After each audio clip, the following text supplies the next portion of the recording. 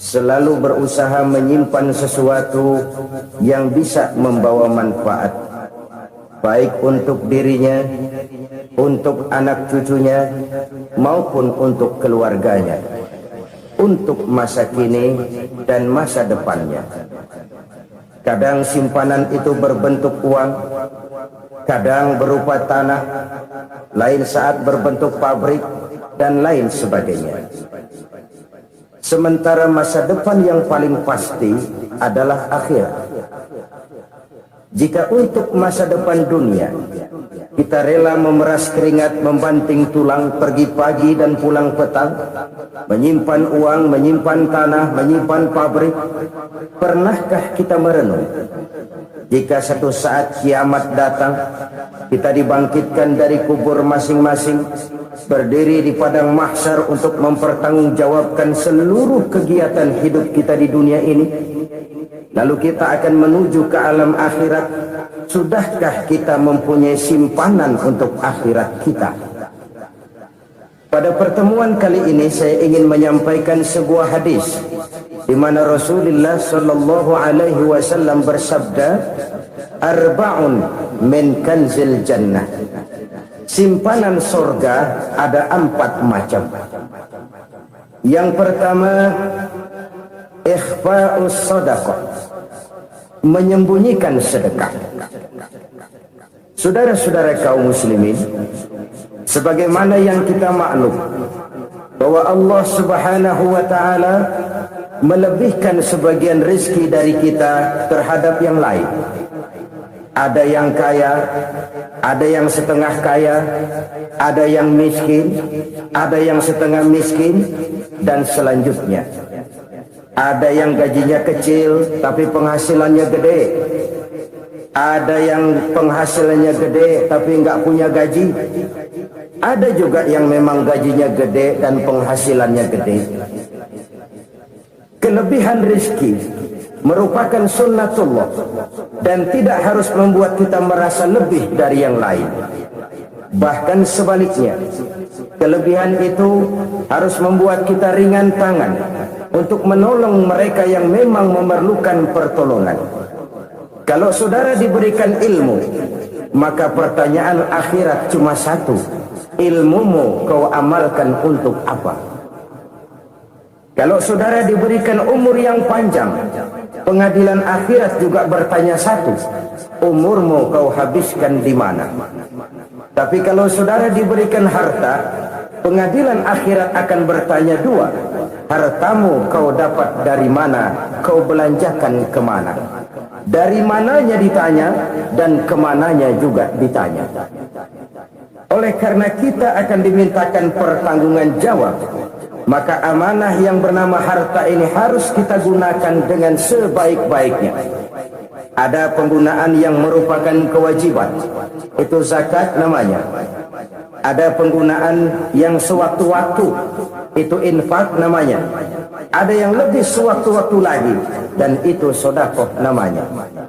Zakat dia terikat oleh haul dan nisab, oleh putaran batas waktu dan ukuran dari harta itu sendiri. Sedangkan infak terikat oleh situasi dan kondisi perekonomian seseorang. Sedangkan sedekah tidak terikat dengan apapun. Dalam kondisi seperti apapun kita bisa melakukan sedekah dengan yang terkecil sekalipun. Sampai-sampai Rasulullah sallallahu alaihi wasallam mengajarkan, la tahqiranna minal ma'rufi syai'an walau an talqa akhaka biwajhin talik. Atau ada hadis, tabassumuka fi wajhi akhika laka sedekah. Senyumanmu kepada temanmu adalah sedekah. Jadi untuk melakukan sedekah tidak harus dalam berbentuk uang. Dengan ilmu kita bisa sedekah, dengan tenaga kita bisa bersedekah, dengan pikiran kita bisa bersedekah, bahkan senyum kepada teman itu pun sedekah. Jadi kalau sedekah dengan uang memang belum punya uang, nyengir aja banyakin. Itu asal pada tempatnya, jangan lalu ketemu tiang listrik cengengesan. Tentu tidak pada tempatnya dan tidak wajar. Nah, sedekah yang paling dicintai Allah adalah sedekah yang disembunyikan. Artinya jauh dari sifat riya. Kan kadang-kadang ada orang sedekah itu disebutkan namanya, apa tidak bagus? Kalau memang niatnya ikhlas, ya bagus-bagus saja untuk memberikan sugesti kepada yang lain. Di Fulan bin Fulan nyumbang sekian, diumumkan. Boleh kalau niatnya untuk memberikan rangsangan kepada yang lain supaya dia menyumbang lebih besar dari orang lain. Tapi kalau itu mendatangkan riya, maka sedekah yang paling dicintai Allah adalah sedekah yang disembunyikan. Tangan kiri saja tidak tahu apa yang diberikan oleh tangan kanan.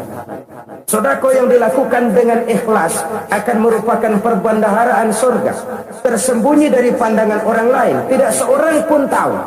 Karena memang sikap yang baik adalah melupakan kebaikan dan mengingat kesalahan. Itu salah satu ciri orang bahagia. Orang yang selalu mengingat kesalahannya dan berusaha melupakan segala kebaikannya. Kalau dia akan ada kebaikan, dia tidak bisa ikut, dia merasa rugi karena dia merasa belum pernah berbuat baik. Tapi kalau akan melakukan kesalahan baru, dia ingat kesalahan yang sudah-sudah, sehingga terhalang baginya untuk melakukan satu kesalahan baru. Demikianlah saudara-saudara, bahwa Allah melebihkan rizki sebagian kita dari yang lain agar terjadi tolong-menolong dalam kehidupan ini. Jadi kesenjangan yang nature, kesenjangan yang alami, itu sunnatullah. Ada yang kaya, ada yang miskin, ada yang kelas menengah. Nah, kenapa lalu sekarang kita berusaha mengentaskan kemiskinan? Oleh karena adanya kesenjangan struktural. Kalau yang kaya bisa semakin kaya, kenapa yang miskin tidak bisa naik jadi ikut sedikit kaya? Sebab pada dasarnya Islam adalah agama yang sejak turunnya sudah berupaya memerangi kemiskinan.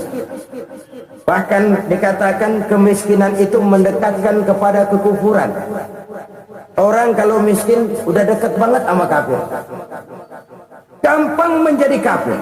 Berapa banyak saudara-saudara kita yang oleh karena soal perut, oleh karena soal materi, terpaksa meninggalkan dan menanggalkan akidahnya, menjual petunjuk yang diberikan Allah dengan kesenangan dunia yang cuma sebentar ini. Na'udzubillah, tsumma na'udzubillah. Jadi makin kita sembunyikan satu sedekah, semakin banyak perbendaharaan kita di surga. Sedekah yang paling dicintai Allah adalah sedekah yang disembunyikan. Malahan ada seorang sufi, dia punya kebiasaan kalau pergi sholat Jumat dia bawa uang, itu uang dia taruh di bawah tikar masjid. Dia niat sedekah kepada siapa saja yang nemuin itu duit. Maksudnya apa? Supaya yang nemuin nggak tahu siapa yang punya duit. Demikian dia saking ingin menyembunyikan sedekahnya.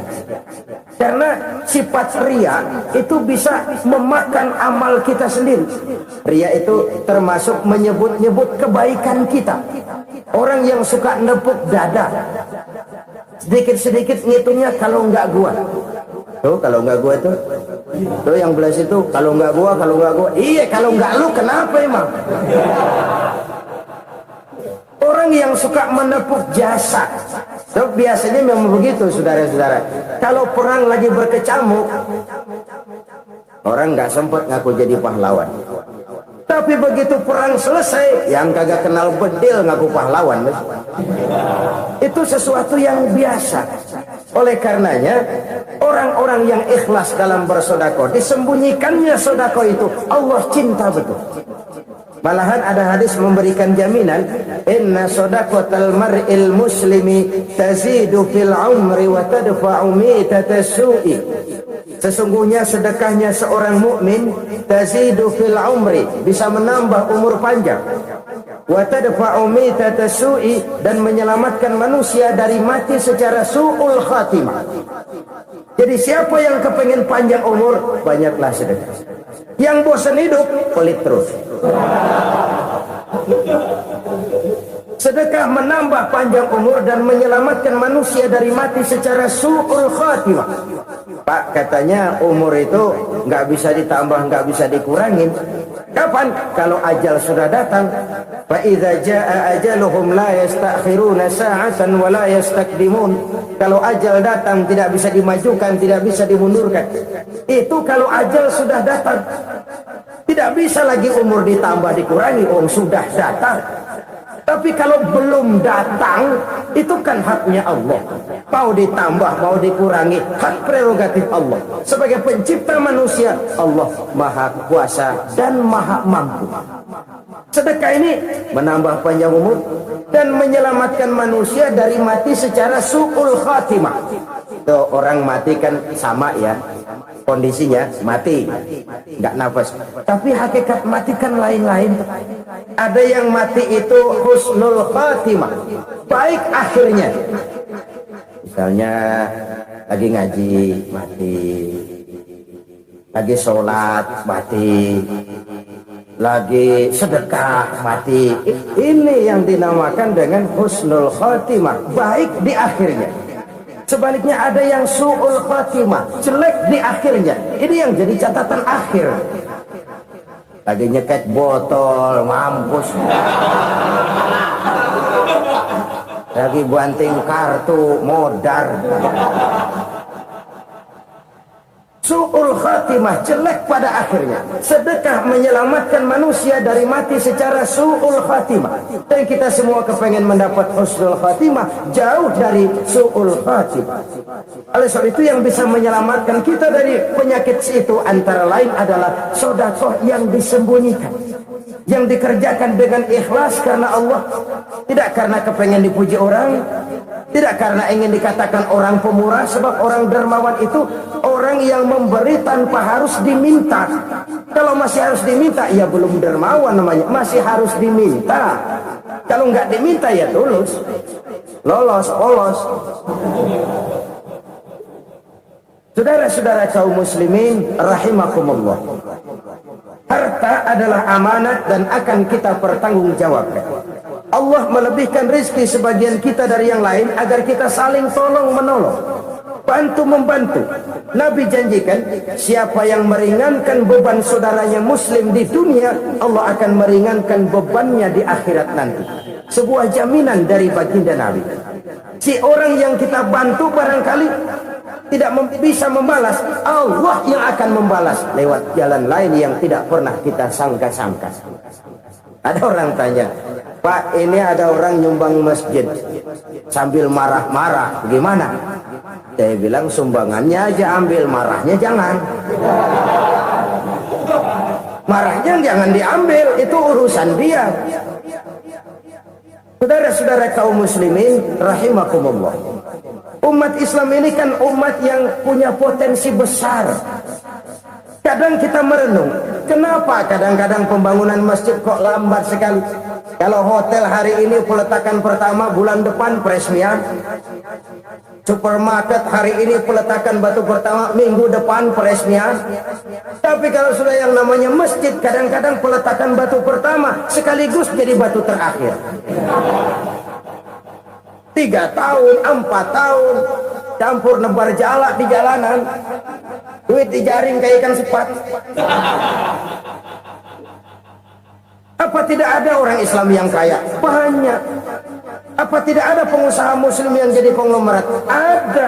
Lalu yang belum banyak itu yang komit terhadap nilai-nilai agamanya.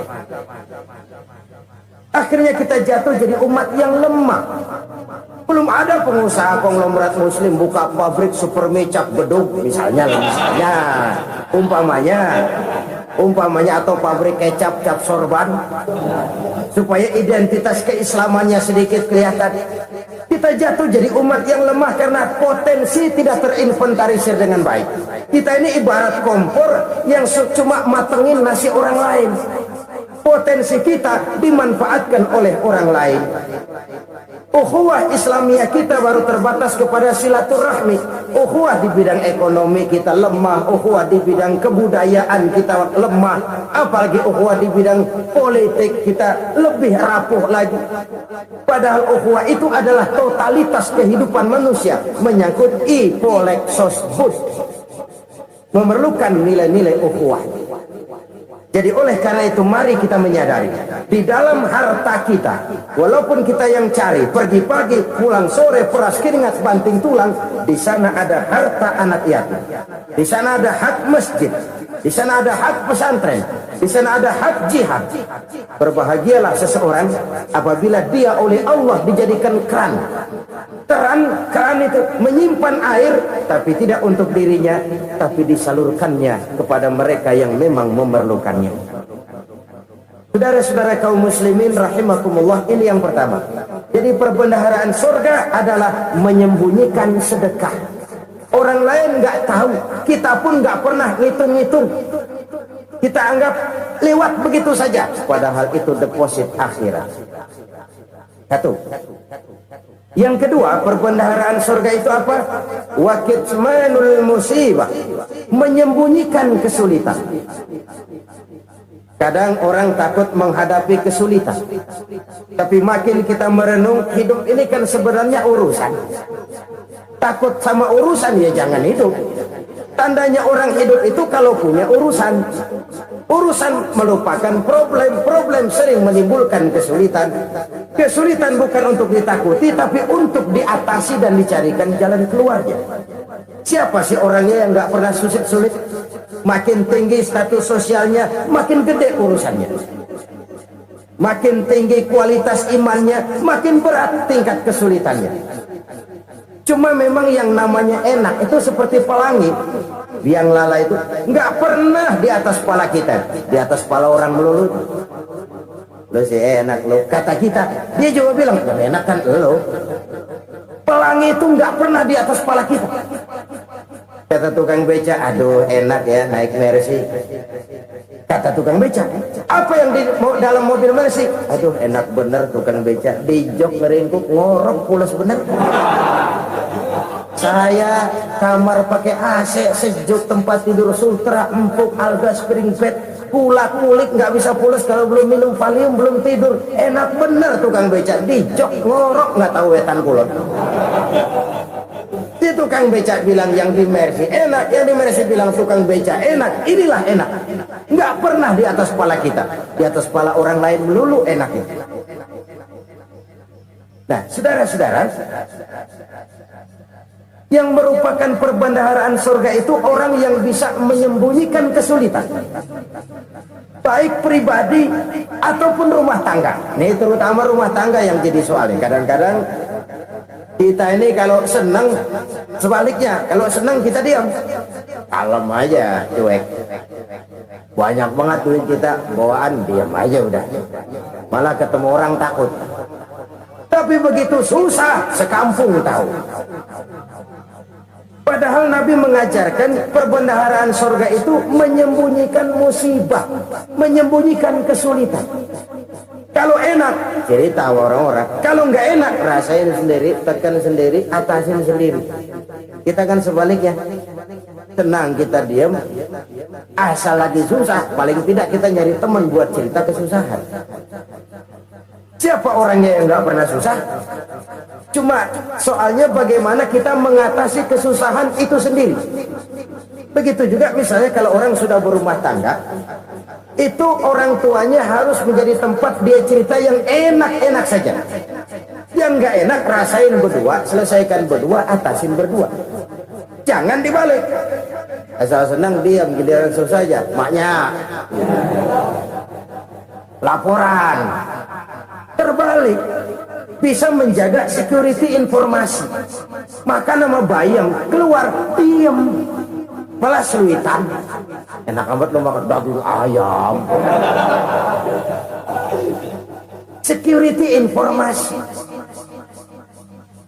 Saudara-saudara kaum muslimin rahimakumullah, ujian yang terberat itu yang pernah diberikan kepada para nabi, para rasul, para aulia, para ulama. Makin tinggi keimanan, makin berat bentuk kesulitan. Ayo saya kemukakan satu contoh saja.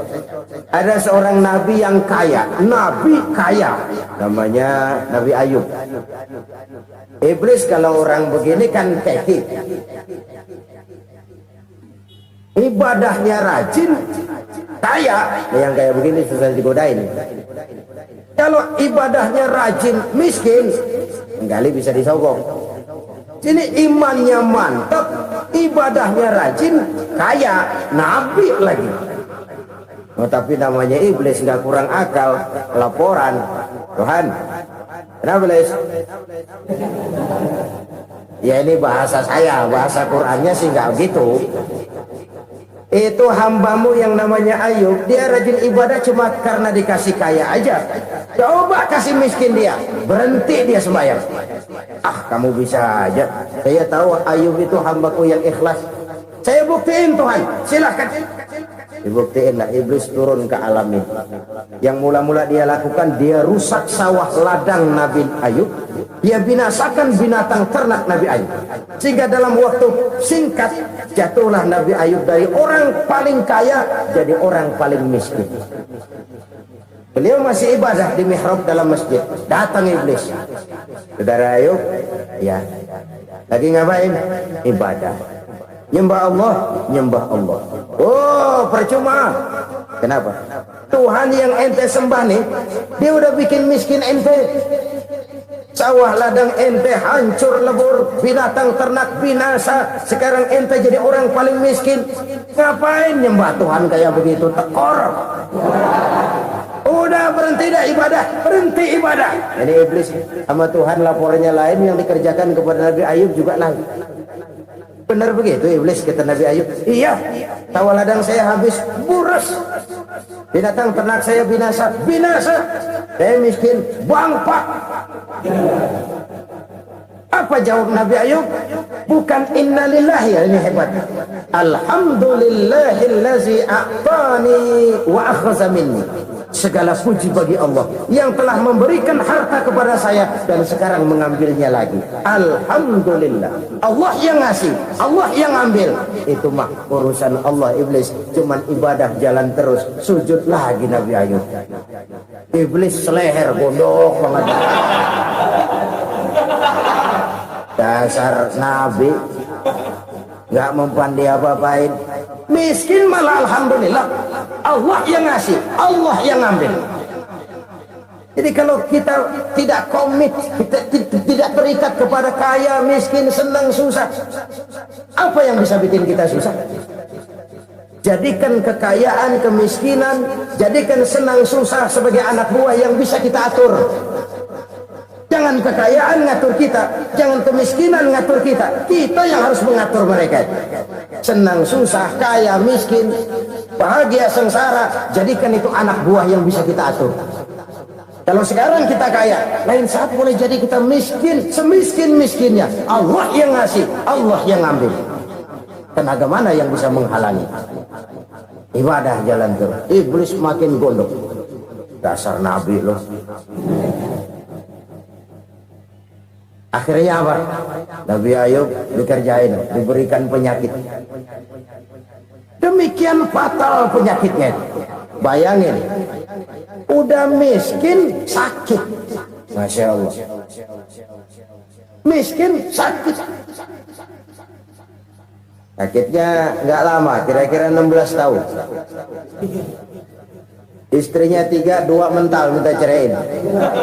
Ngerawatin laki bengek begini.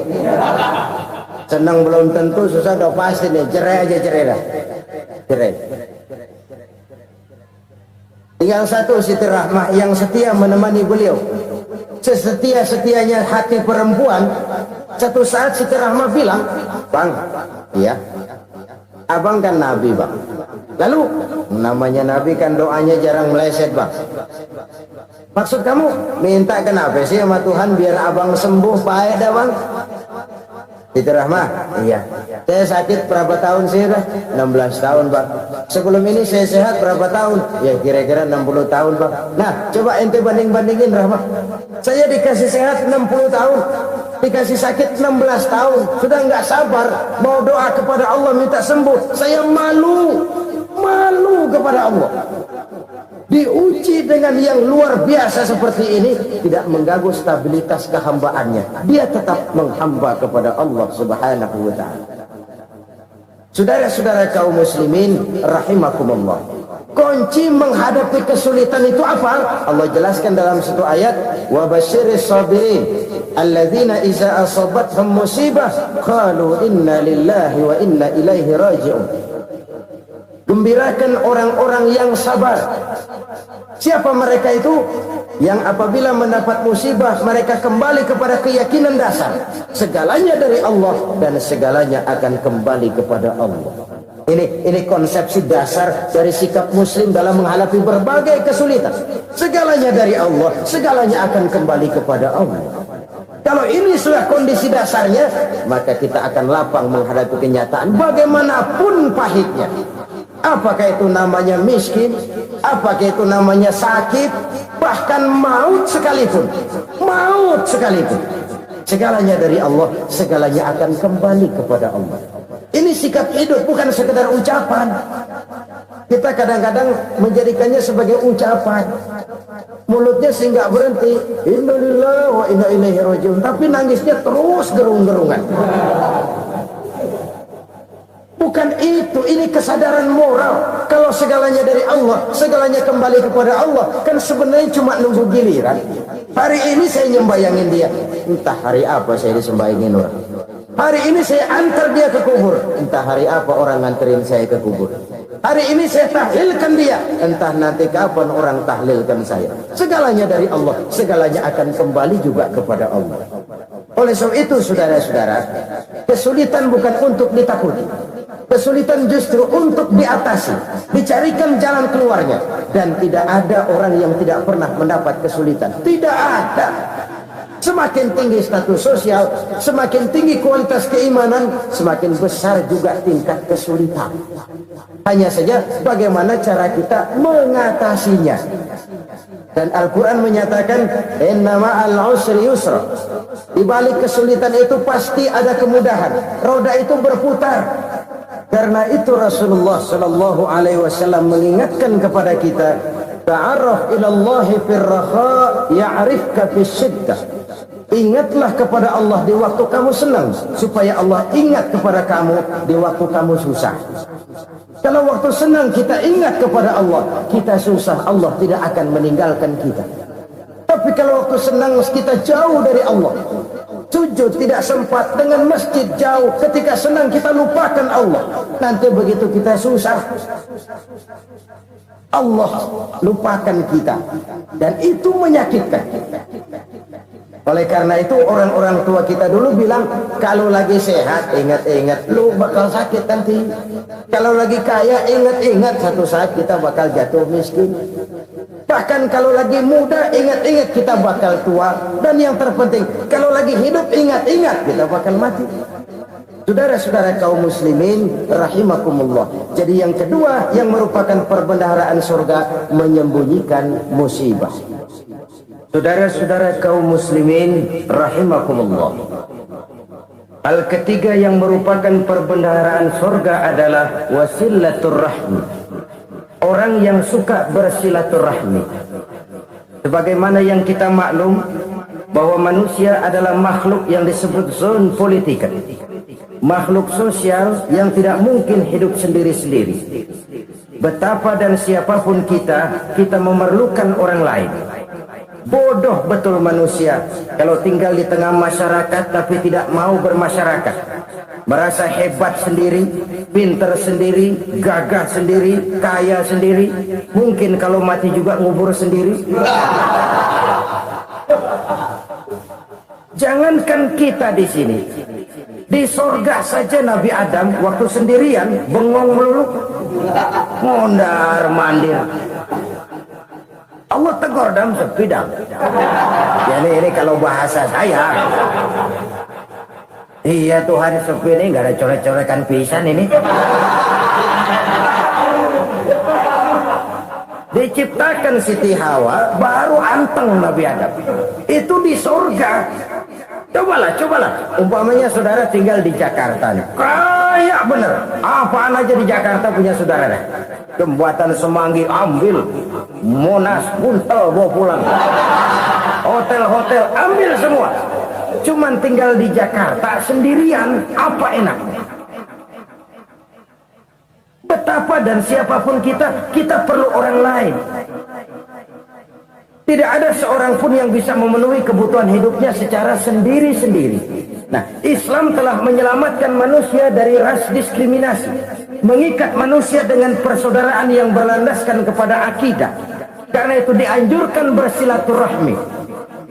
Bahkan Nabi menyatakan, man arada ayyubsata lahu fi rizqihi wa yunsa'a fi atharihi falyasil rahimah. Siapa yang kepengen diluaskan rezekinya dan dipanjangkan usianya, banyaklah ia bersilaturahmi. Siapa yang kepengen dimudahkan rezekinya, hendaknya ia banyak bersilaturahmi. Kalau banyak teman, kesulitan kan paling tidak ada tempat cerita. Udah susah sendirian, kita pikirin diri, nggak ada tempat tukar pikiran. Cepet banget sama bengek. Dilawan sendiri. Nah, secara makro kita bisa berkata, tidak mungkin ada kemenangan kalau tidak ada kekuatan. Tidak ada kekuatan kalau tidak ada kesatuan dan persatuan. Tidak mungkin ada kesatuan dan persatuan tanpa semangat silaturahmi. Kalau umat Islam mau menang, dia harus kuat. Kalau umat Islam mau kuat, dia harus bersatu. Kalau umat Islam mau bersatu, dia harus membudayakan silaturahmi ini. Bahkan sampai-sampai kata Nabi, kalau bisa cari nilai tambah. Apa? Silman qata'ak. Bersilaturahmilah kau kepada orang yang marah denganmu. Masya Allah, indahnya ajaran agama kita. Orang yang marah pun kepada kita, kata Nabi, kalau bisa bersilaturahmilah kepadanya, kepada orang yang marah itu. Di situ nilai tambah. Cuman jujur nih hadis, ngucapinnya gampang, ngamalinnya yang berat banget. Orang marah sama kita disuruh silaturahmi, ada apa mal? Lu marah ada marahan lagi, gue pikirin.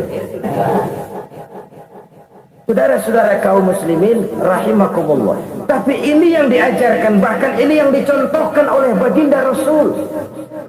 Bagaimana begitu mudah, misalnya satu saat Abu Jahal ini ngatur strategi bagaimana bikin Muhammad celaka. Dia gali lubang di depan tempat tidurnya. Dia tutupin daun kurma. Terus dia panggil seseorang, ke sini. Kasih tahu Muhammad, pamannya sakit keras, minta ditengokin. Berangkat orang ini ke sana. Muhammad, labbaik. Pamanmu sakit keras, dia minta ditengokin. Baik, saya akan datang menjenguk beliau. Berangkatlah Nabi ke rumah Abu Jahal tanpa prasangka apapun. Abu Jahal udah pasang stil, selimut 3 rangkap setengah dipakai, persis kayak orang meriang. Tapi sembari ngintip dari balik selimut, begitu Muhammad buka pintu, nah masuk perangkapnya. Muhammad jalan menuju tempat pembaringan. Makin lama makin dekat, makin lama makin dekat ke lubang yang dipasang oleh Abu Jahal itu. Dalam hati Abu Jahal, terus dah jatuh, mampus kalau ini. Mampus keluar ini. Apa yang terjadi? Malaikat Jibril datang. Muhammad, pamanmu cuma pura-pura sakit. Di depan tempat tidurnya ada lubang perangkap supaya kamu jatuh ke situ. Sudah, kamu pulang. Balik kanan Nabi. Sudah hampir jatuh ke lubang, balik kanan, pulang. Bayangin kecewanya Abu Jahal. Muhammad dikit lagi, Muhammad dikit lagi. Enggak, paman, saya pulang aja. Emosi bangun dari tempat tidur, enggak sadar kalau lagi pura-pura sakit. Lompat ngejar Nabi, dia lupa dengan lubang yang dia gali. Usah nyemplung sendiri ke dalam lubang.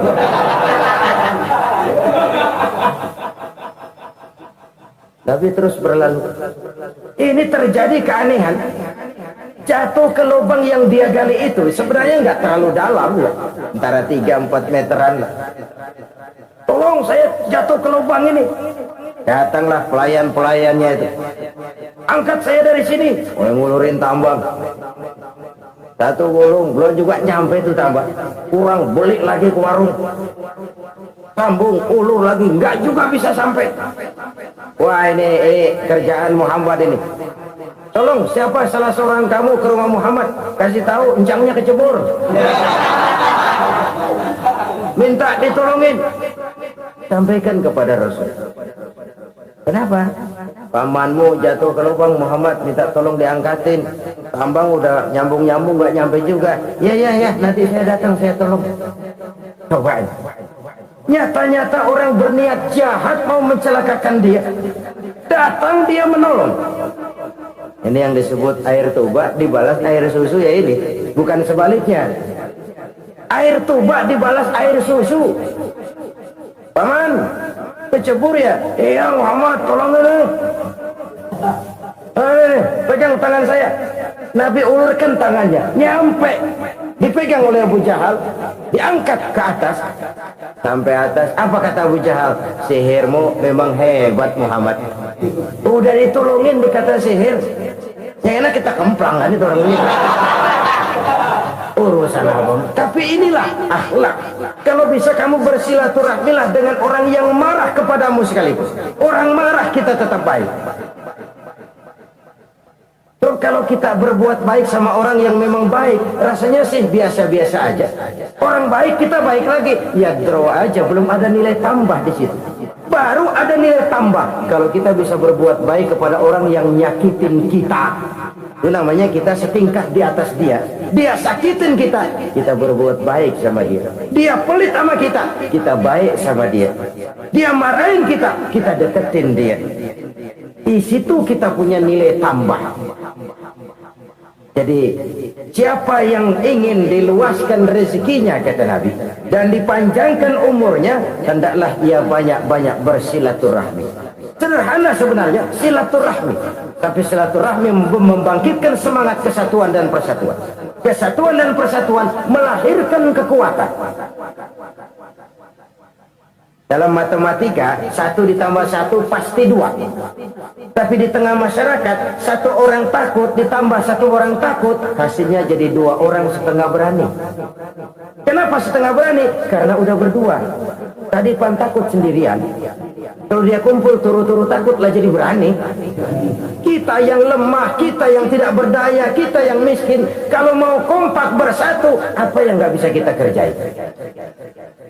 Apalagi tinggal di kota besar, pilihan cuma 2, bertahan atau minggir.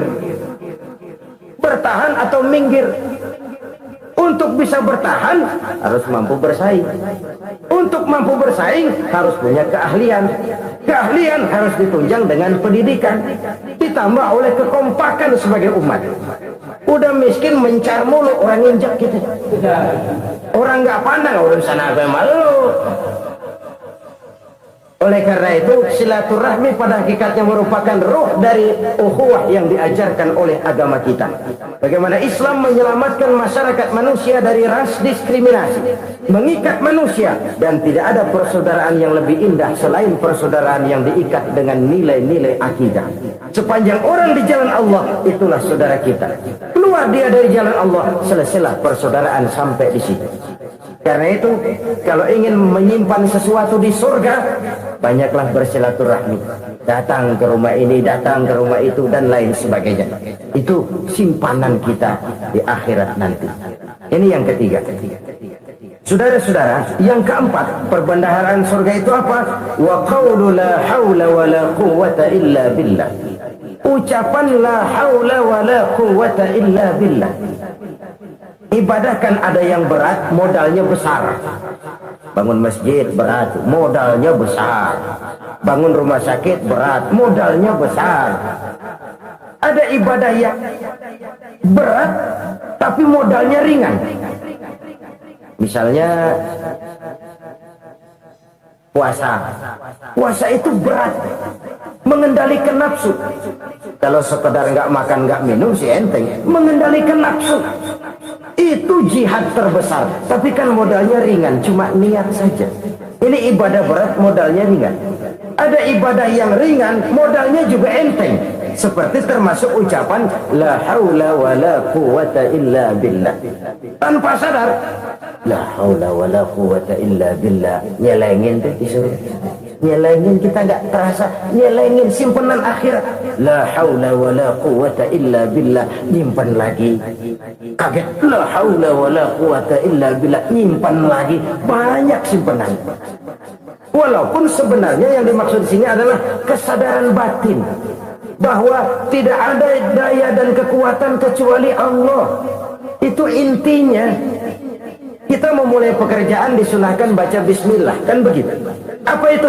Kesadaran moral bahwa ini saya bisa kerjakan. Saya kerjakan ini dengan menyebut nama Allah. Kenapa? Kalau Allah tidak memberikan daya dan kekuatan, mana mampu saya kerjakan ini. Maka saya kerjakan ini dengan menyebut nama Allah. Bismillah. Kesadaran moral. Manusia hanya wajib berusaha, tapi nggak pernah wajib berhasil. Banyak hal-hal yang kalau kita renungkan secara rasio nggak mungkin, tapi jadi kenyataan. La haula wala quwata illa billah. Tidak ada daya dan kekuatan kecuali bagi Allah semata-mata. Kesadaran moral akan kelemahan dan keterbatasan makhluk bernama manusia. Kadang kita kagum dengan otak, tapi kita sering lupa sama yang bikin otak. Padahal bagaimanapun hebatnya otak, yang bikin otak pasti lebih hebat dari otak. Nggak percaya? Silahkan otak-otakan. Inilah kecenderungan. Kita kagum dengan pesawat-pesawat mutakhir, bukan main besi gede banget terbang itu. Alangkah hebatnya. Lalu apa yang bikin otak tidak lebih hebat dari itu semua? Kita puji laut. Apa yang bikin laut tidak lebih hebat dari laut itu? La haula wa la quwata illa billah. Tidak ada daya dan kekuatan kecuali Allah. Apa yang bisa kita lakukan kalau tidak karena daya dan kemampuan yang diberikan oleh Allah kepada kita? Lahirlah sikap tawadu, rendah hati, tidak melonjak menjadi angkuh dan sombong, sadar akan kelemahan dan keterbatasan diri sebagai makhluk yang diciptakan oleh Allah Subhanahu wa taala. Jadi satu sisi ini ucapan yang berpahala, la haula, jadi wiridan. Pada sisi lain ini kesadaran moral, sikap mental, kesadaran batin bahwa yang punya daya dan kekuatan itu cuma Allah. Kita nggak pantas untuk sombong, sebab sombong itu pakaiannya Allah. Kita nggak sedang pakai pakaian Allah, kegedean. Dan makin kita renungi, makin terbentur. Apa sih yang bisa kita sombongi? Kita mau sombong apa? Kaya, pintar, itu kan semua relatif. Di atas langit masih ada langit lagi. Jadi oleh karenanya, marilah kita menyadari manusia hanya wajib berusaha, tapi tidak pernah wajib berhasil. Yang berusaha saja tidak wajib berhasil, apalagi yang tidak berusaha. Islam bukan agama orang pemalas yang selesai sholat lalu ngelohong, nggelenggem ayem-ayem. Tapi Islam bukan agama orang sombong yang setelah berusaha lalu tidak memerlukan Allah. Kita bisa saja bikin proyeksi, tahun sekian kita bakal panen besar menurut perhitungan otak. Tapi ada kejadian lain. Apa? Tikus ngambek. Habis itu dimakanin tikus, panen gagal. Proyeksi rasional gagal oleh tikus-tikus yang ngambek. Bisa saja terjadi. Tahun depan kita panen besar, urung. Kenapa? Musim panas panjang. Dan sekarang ini koran-koran bikin berita musim mengalami penyelewengan. Bukan cuma manusia yang nyeleweng sekarang. Musim pakai nyeleweng. Mestinya kan musim hujan udah selesai, masih hujan-hujan juga. Musim. Nah sekarang kita boleh bikin proyeksi, kita bakal panen besar. Tahu-tahu musim panas panjang, sawah retak, air kering. Cari teknokrat yang paling botak, suruh pendekin ke musim panas. La haula wa la quwata illa billah. Inilah kesadaran moral. Saudara, saya teringat satu saat ada seorang konglomerat. Umurnya ya kira-kira 70-an. Satu saat dia ditanya oleh wartawan, "Pak, umur Bapak berapa sih?" "Ya paling 10 tahun." 10 tahun? 10 tahun? Anak Bapak berapa orang? Satu saja? Satu. Harta Bapak berapa? Ya paling-paling bangsa 7 juta kali. 7 juta? Iya. Pak, kenapa Bapak bohongi saya? Bapak punya buku biografi. Koran-koran, majalah-majalah banyak memuat cerita riwayat hidup Bapak. Saya tahu umur Bapak 70. Kenapa bilang cuma 7 tahun? Saya tahu anak Bapak 8. Kenapa cuma bilang 1? Saya tahu harta Bapak miliaran, mungkin triliunan. Pabrik di mana-mana, bank di mana-mana. Kenapa bilang uang Bapak cuma 7 juta? Nah, kata si konglomerat tadi, kamu benar nak, kamu benar. Umur saya kalau jumlahnya memang 70 nak. Cuman ingat-ingat saya, baru 7 tahun terakhir ini saya sujud. Baru 7 tahun terakhir ini saya berusaha dekat dengan Allah. Saya laksanakan perintahnya, saya jauhi larangannya. 7 tahun inilah rasanya yang ada nilainya di hadapan Allah. Yang 63 tahun matang, kelabu, kelam, umur gue habis untuk maksiat, untuk munkar. Maka ketika ditanya tadi, umur saya 7 tahun itu. Oh begitu Pak. Oh iya. Lalu anak Pak, anak Bapak kan 8. Kenapa bilang cuma 1? Nah, kalau jumlah hitungannya memang anak saya 8. Tapi dari 8 orang ini rasanya cuma 1 nih yang bakal jadi buah hati, belahan jantung, pelanjut cerita, penerus sejarah, bakal jadi anak soleh yang akan mendoakan saya. Cuman 1 rasanya anak saya ini yang bakal jadi buah hati saya, besar-besaran saya, yang akan mendoakan di kubur saya, yang akan mendoakan di akhirat saya. Yang 7 orang mana? Masya Allah, yang atuh tenggeng, yang atuh nyekek botol nolo, yang atuh nggak karu-karuan. Makanya saya bilang 1 anak saya yang akan bisa mendoakan saya. Oh begitu kok. Iya. Nah, harta Pak, harta Bapak kan triliunan. Pabrik Bapak di mana-mana. Uang Bapak hampir di tiap bank-bank besar. Kenapa bilang cuma 7 juta? Betul kau nak. Harta saya kalau jumlahnya memang miliaran, triliunan mungkin. Tapi yang saya ingat baru 7 juta tuh yang saya belanjakan di jalan Allah. Saya nyumbang masjid, saya santuni yatim piatu, saya bantu pembangunan pesantren, saya bantu pembangunan rumah sakit Islam. Itu yang akan saya bawa pulang ke akhirat, yang 7 juta itu. Yang triliunan itu nanti akan diperebutkan oleh anak-anak saya sebagai waris saya. Jadi harta saya 7 juta itu yang bakal nemenin saya di akhirat, yang akan saya bawa pulang jadi teman saya. Saudara-saudara kaum muslimin, jangan-jangan orang tua itu adalah kita ini. Jangan-jangan kita ini adalah orang tua itu. Jangan-jangan itu potret dari diri kita masing-masing. Dari sekian umur yang diberikan Allah, berapa tahun yang ada nilainya di hadapan Allah. Dari sekian anak-anak yang merupakan amanah, berapa yang akan mendoakan kita sebagai orang tuanya menjadi anak soleh. Dari sekian banyak harta yang diberikan Allah, berapa yang akan kita bawa pulang menghadapnya nanti, yang kita belanjakan di jalan Allah. Ini sebuah potret kehidupan. Karena itu kita kembali kepada la haula wa la quwwata illa billah. Kita wajib berusaha, kita wajib berikhtiar. Selebihnya segala daya dan kekuatan hanya milik Allah saja semata-mata. Satu kesadaran batin dari setiap pribadi muslim. Setelah ia berusaha dan berikhtiar, ia menyerahkannya kepada Allah Subhanahu wa ta'ala. Jadi satu sisi ini merupakan wiridan ucapan yang mengandung pahala, pada sisi lain ini merupakan sikap batin dari seorang muslim di dalam ia menghadapi realitas kehidupan ini. Saudara-saudara kaum muslimin rahimakumullah, kalau ini kita jadikan satu basis kehidupan, maka ini akan menyelamatkan manusia dari kemungkinan tergelincir menjadi orang yang lupa diri dan lupa darat. Sebab itu Imamul Ghazali berpesan, jadidis safinah fa innal bahra amiq wa khuziz zad fa inna safara ba'id wa khaffifil hamla fa innal hamla sadid. Perbarui selalu kapalmu karena lautan sangat dalam. Bawa bekal yang banyak karena perjalanan ini sangat jauh. Ringankan beban karena kebanyakan beban akan menyakitkan. Alangkah indah kalimat ini, alangkah dalam makna yang terkandung di sana. Perbarui selalu kapalmu karena lautan sangat dalam. Apa artinya ini? Jaga mentalmu baik-baik. Pelihara imanmu baik-baik, karena hidup penuh cobaan seperti lautan. Kita kalau berlayar di lautan kan kadang-kadang tenang, angin bertiup sepoi-sepoi basah.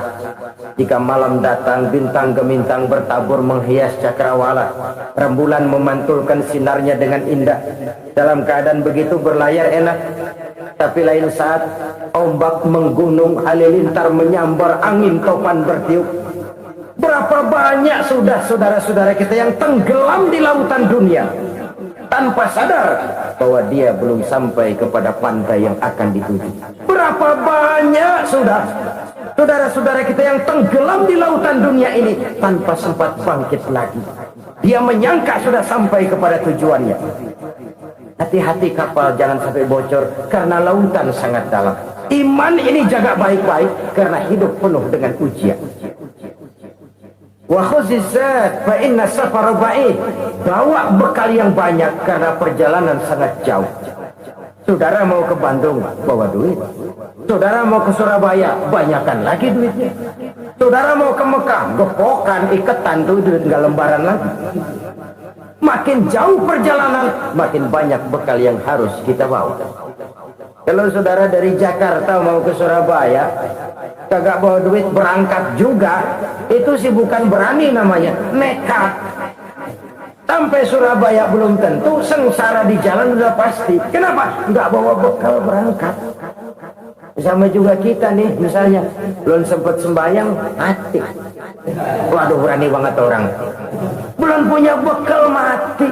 Sengsara di jalan. Atau bekal tidak cukup. Dari Jakarta saudara mau ke Surabaya, bawa duit 500 perak. Paling jauh Cikampek nyampenya, paling jauh itu.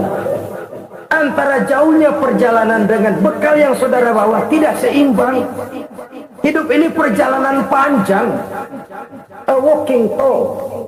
Dimulai dari alam arwah, sebelum jasad diciptakan, roh diciptakan lebih dulu. Dari situ pindah ke alam rahim, dari alam rahim pindah ke alam dunia, dari alam dunia pindah ke alam barzah, baru menuju akhirat. Satu perjalanan panjang. Kalau bekal tidak bawa, sengsara di jalan.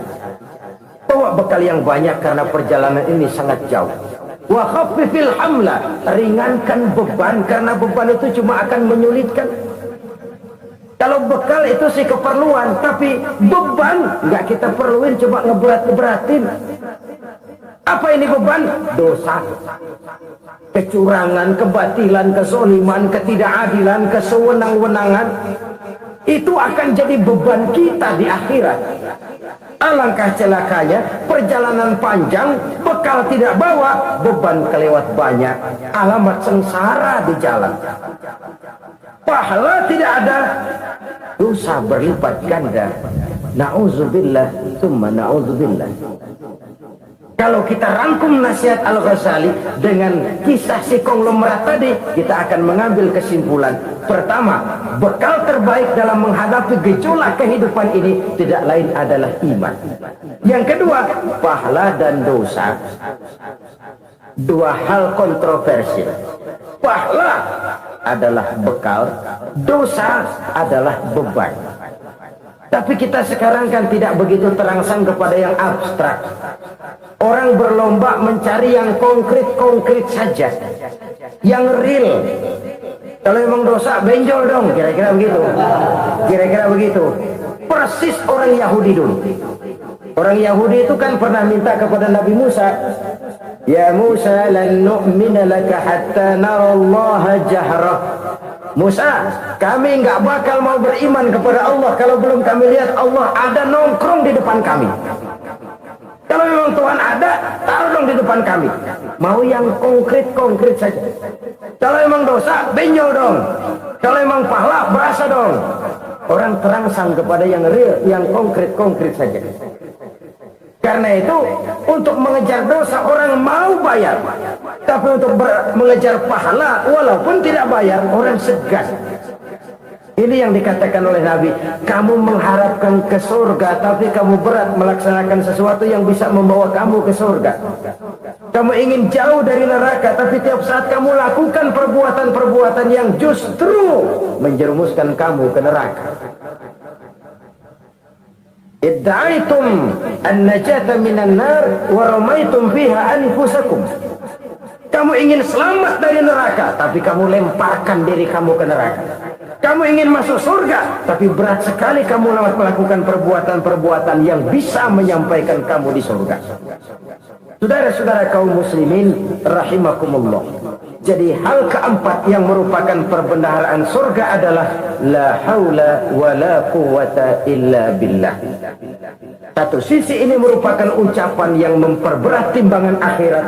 Pada sisi lain ini merupakan sikap hidup seorang muslim. Kesadaran batin yang sangat dalam bahwa tidak ada daya dan kekuatan kecuali Allah.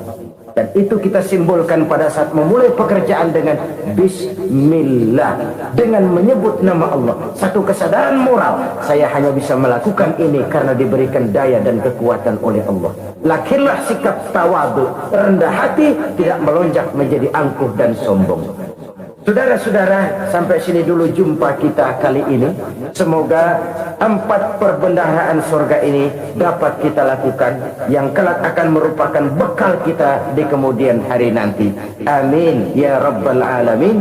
Terima kasih atas segala perhatian. Mohon maaf atas segala kekurangan. Usikum wa iyaya bitaqwallah. Wassalamualaikum warahmatullahi wabarakatuh. Waalaikumsalam warahmatullahi. Halo, selamat sore menjelang malam. Kembali lagi bersama saya di channel Jalan Berkah. Terima kasih yang sudah menonton ceramah Islami kami. Jangan lupa like, komen, dan subscribe agar Jalan Berkah terus menghadirkan konten dakwah ceramah Islami yang bermanfaat. Untuk yang sudah menonton, terima kasih. Sampai jumpa di video selanjutnya.